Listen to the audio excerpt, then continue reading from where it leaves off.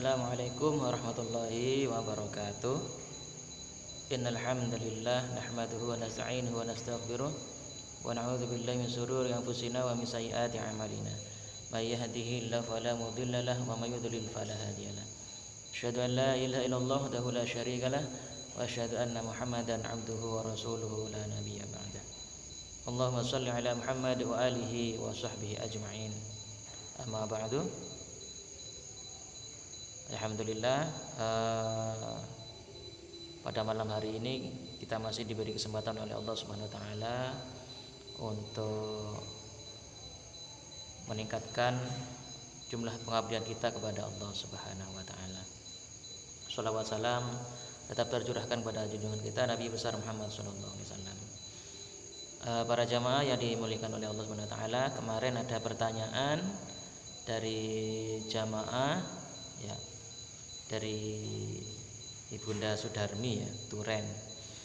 Itu beliau bertanya tentang apakah ketika kita membaca Al-Qur'an kemudian bersedekah dan lain sebagainya, kemudian pahalanya apakah mengalir kepada suami beliau yang sudah meninggal dunia. Nah, pada kesempatan kali ini kami ingin mencoba untuk menjelaskan, karena kemarin beliaunya bertanya lewat WA, jadi mungkin menurut saya kurang luwes, kurang bebas untuk menjawab. Nah, pada kesempatan kali ini kami buatkan videonya supaya ibunda lebih paham bahwasanya Rasulullah SAW sering para mubaligh kita mengatakan bahwa idza mata ibnu aqdamu inqata'a amaluhu illa min thalathin. Atau di dalam hadis Muslim itu didahului idza mata al-insan, selanjutnya sama ya. Idza mata ibnu aqdamu inqata'a amaluhu illa min thalathin. Ya. Kemudian di hadisnya Muslim tadi idza mata al-insan inqata'a amaluhu illa min thalathin. Yang pertama shadaqatin jariyatin. Kemudian yang kedua au ilmin yuntafa'u bih, dan yang ketiga awaladin shalihin yad'ulah. Yang artinya kurang lebih apabila anak Adam atau manusia sudah meninggal dunia, maka terputuslah segala amalnya.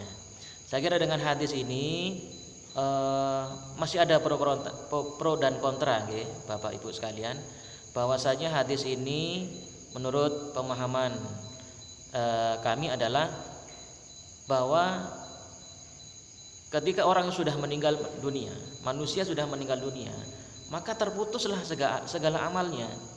Yang tadinya kita melaksanakan sholat dapat pahala, ketika sudah meninggal sudah tidak dapat pahala sholat lagi karena itu sudah berhenti sholatnya, dan lain sebagainya, termasuk amal-amalan yang lain. Nah, kemudian ketika sudah meninggal dunia bagaimana Pak? Saya ingin supaya misalnya saya bersedekah, membaca Al-Qur'an dan lain sebagainya atas nama suami saya yang sudah meninggal Pak, meninggal dunia, supaya pahalanya mengalir kepada beliaunya ini. Nah, ini hanya pemahaman tentang niatnya saja Bapak Ibu. Bahwasanya kalau kita berniat niatnya supaya pahalanya ini mengalir kepada beliaunya dengan kita bersedekah, ini menurut pemahaman kami adalah tidak sampai. Nah, tidak sampai kalau dengan niatnya kita itu pahalanya itu kita sampaikan kepada beliaunya yang sudah meninggal dunia. Lantas bagaimanakah pemahaman Muhammadiyah tentang hal ini? Jadi kita perlu mengkaji lagi hadis yang tadi kami sebutkan di awal, bahwasanya orang yang sudah meninggal dunia maka terputuslah segala amalnya kecuali 3 perkara. Yang pertama adalah sedekah jariyah. Nah, ketika orang sudah meninggal dunia kemudian semasa hidupnya beliau ini adalah ahli bersedekah. Kayak di Muhammadiyah kemarin banyak meminta sumbangan kepada Bapak Ibu untuk kegiatan khitanan dan santunan anak yatim, fakir miskin dan lain sebagainya. Nah, ini adalah jalan-jalan yang sudah disiapkan Allah Subhanahu wa taala ketika kita mau menyumbangkan dari sebagian harta yang kita miliki kepada orang yang berhak menerimanya, termasuk fakir miskin, kemudian yang lebih khusus lagi anak yatim yang disebutkan di dalam surat Al-Maun. Nah, ini sangat luar biasa sekali. Ya, bahkan sampai meninggal dunia pun ini akan mengalir terus, ya, pahalanya kepada orang yang meninggal dunia. Kemudian yang kedua adalah au ilmin yuntafa'u bih. Nah, ini luar biasa lagi.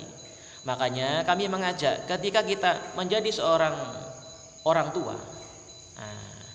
maka punya kewajiban yang sangat luar biasa terhadap anak-anaknya, cucu-cucunya. Nah, anak-anak kita ajarkan untuk supaya bisa atau mau belajar mengaji, kemudian mempelajari ilmu agama. Nah, utamanya adalah sebenarnya yang merupakan kewajiban kita sebagai orang tua, kita mengajarkan kepada anak.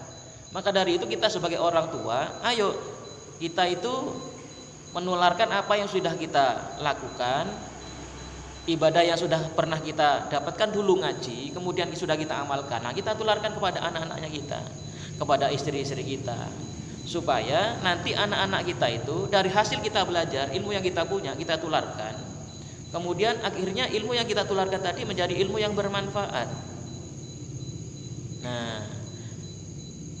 Nah, tidak berhenti di situ Bapak Ibu. Misalnya kita sebagai guru, kemudian kita mengamalkan kepada murid kita, hanya membaca bismillah saja. Akan tetapi dengan kita mengajarkan bismillah, membaca basmalah kepada murid-murid kita yang nantinya akan dibaca selama dia hidup, maka selama dia membaca, murid kita itu membaca basmalah, kita walaupun sudah meninggal dunia, pahalanya akan tetap mengalir kepada kita. Pun begitu juga kita sebagai orang tua Bapak Ibu sekalian, ketika nanti kita sudah meninggal dunia, ternyata selama hidup kita mengajarkan membaca basmalah, membaca Al-Fatihah, sehingga anak kita hafal dan kemudian dipraktikkan dalam kehidupan sehari-hari, minimal membaca Al-Fatihah 17 kali dalam sehari. Nah, ini akan menjadi pahala yang mengalir kepada kita. Nah, makanya ini yang perlu kita kita tularkan kepada anak-anak kita supaya anak-anak kita mau mengamalkan. Jangan-jangan sedikit-sedikit kita sudah mengharapkan pahala kepada anak-anak kita. Nah, justru ini yang perlu kita laksanakan Bapak Ibu sekalian. Jangankan diminta. Ketika anak kita pun kita tidak minta kepada anak kita, kemudian anak kita secara otomatis membaca Al-Fatihah dalam sehari, dalam sholatnya 17 kali minimal. Nah, tanpa diminta pun Allah Subhanahu wa taala memberikan kepada kita cuma-cuma pahala yang terus mengalir selama anak kita mengamalkannya.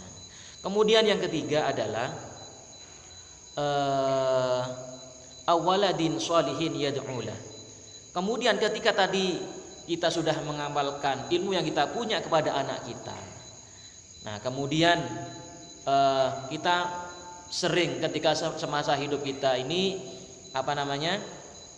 memberikan wejangan-wejangan kepada anak kita, nuturi kepada anak kita, sehingga anak kita ini menjadi anak yang soleh.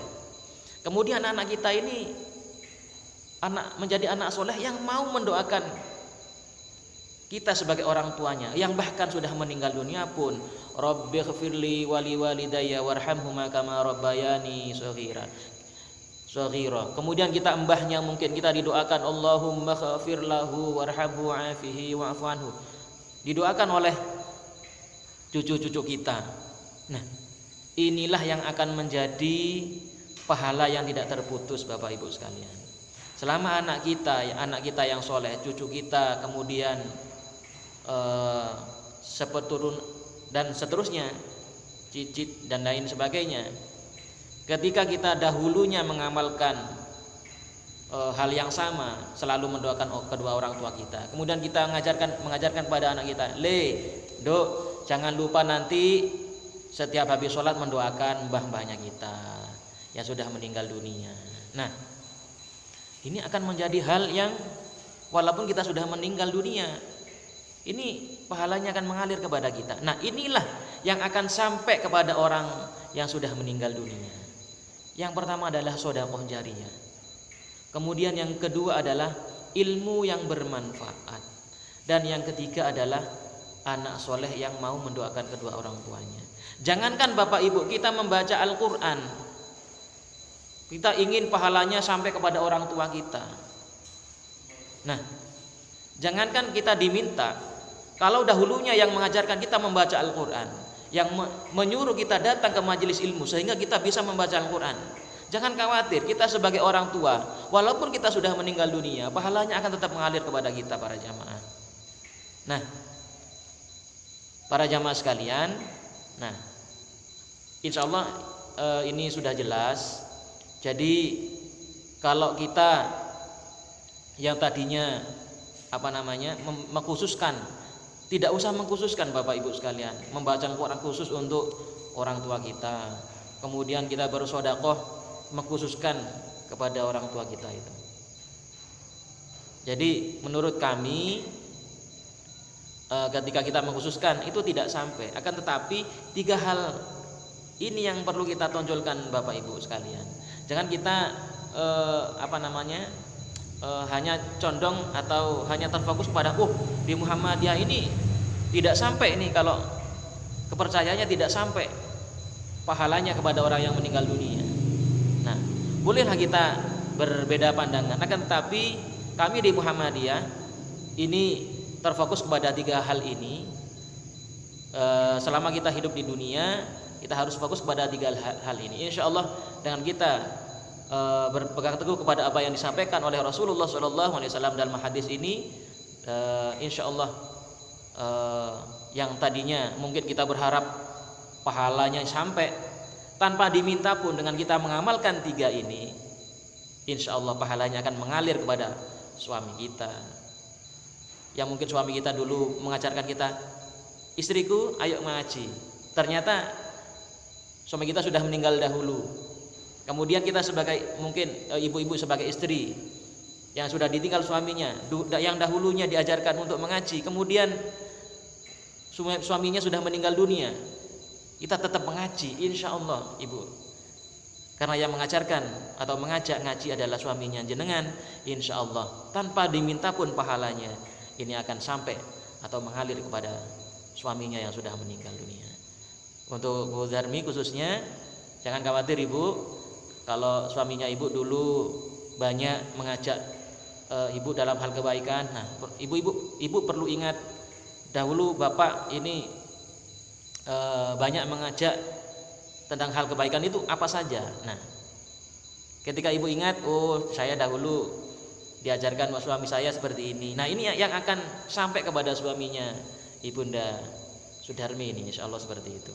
Mungkin itu sementara ibu yang bisa kami jawab tentang sampai atau tidaknya ini. Kita tidak terfokus pada menyampaikan ini, tapi kita fokus kepada hadis yang disampaikan Rasulullah tadi. Kita fokus ke ini aja ibu, jangan ke perbedaannya, nggih. Kalau kita fokus ke perbedaan, selamanya tidak akan pernah selesai perbedaan itu. Tidak apa-apa lah kita berbeda dengan saudara kita yang ada di sana. Kita tidak menyalahkan mereka, dan karena ini adalah keyakinan kita harus mantap ibu ya. Kita harus ikuti aja apa yang disampaikan oleh Rasulullah SAW. Dalam hadisnya sudah sangat jelas, kita tinggal ikuti saja, dan itu yang perlu kita kita kejar dan kita tonjolkan. Kemudian ibu juga bertanya tentang ayat kursi tadi ya. Saya sempat akhirnya buka tentang ayat kursi. Kok ada yang sampai dilindungi oleh 70.000 malaikat dan lain sebagainya. Nah, sebenarnya banyak keutamaan ini membaca ayat kursi. Contohnya misalnya mau tidur, ini insya Allah ini saya temukan kalau ini bu ya. Kalau kita mau tidur, salah satunya adalah membaca ayat kursi. Ini insya Allah selama kita tidur ini terjaga dari ini ya, dari makhluk lain yang mengganggu kita. Ini sudah jelas dalam hadis. Kemudian kalau tadi ada yang keluar rumah dijaga oleh 70.000 malaikat. Saya sempat membuka ini Kutubus Sittah. Ini saya cari 70.000 malaikat itu tidak saya ketemukan di hadis ini 9 ini periwayat hadis itu Kutubus Sittah. dan kutubu sita tis'ah ya. 6 dan yang 9 itu belum saya ketemukan. Mungkin ini yang bisa saya sampaikan. Untuk yang 70.000 malaikat di dalam hadis saya belum menemukan. Mungkin kalau salah ini kekurangan dari kami. Mungkin ada ustaz-ustaz yang lain bisa membantu. Tapi untuk yang sudah saya cari di kumpulan hadis, belum ada yang mengatakan di hadis itu yang mengatakan dengan kita membaca kursi 70.000 malaikat ketika kita keluar rumah akan melindungi kita. Nah, kan sudah ada Ibu ya, doa keluar rumah itu seperti apa sudah diajarkan. Nah, ini aja yang kita fokusnya, insya Allah dengan kita selalu berdoa termasuk keluar rumah, insya Allah Allah selalu melindungi kita. Demikianlah apa yang bisa saya sampaikan Ibu. Kurang lebihnya mohon maaf, tadi ada telepon masuk Ibu jadi terputus. Demikianlah Ibu yang bisa dan bapak-bapak sekalian yang melihat video dari kami. Kalau apa yang saya sampaikan ini ada salah, ini kekhilafan kami, mohon Bapak Ibu ini memaafkan kami. Apabila ada manfaat dan yang benar dan kemudian Ibu mantap, alhamdulillah, ini adalah datangnya dari Allah Subhanahu wa taala. Kurang lebihnya kami mohon maaf. Billahi taufiq wal hidayah, nasrul minallah wa fathul qarib. Assalamualaikum warahmatullahi wabarakatuh.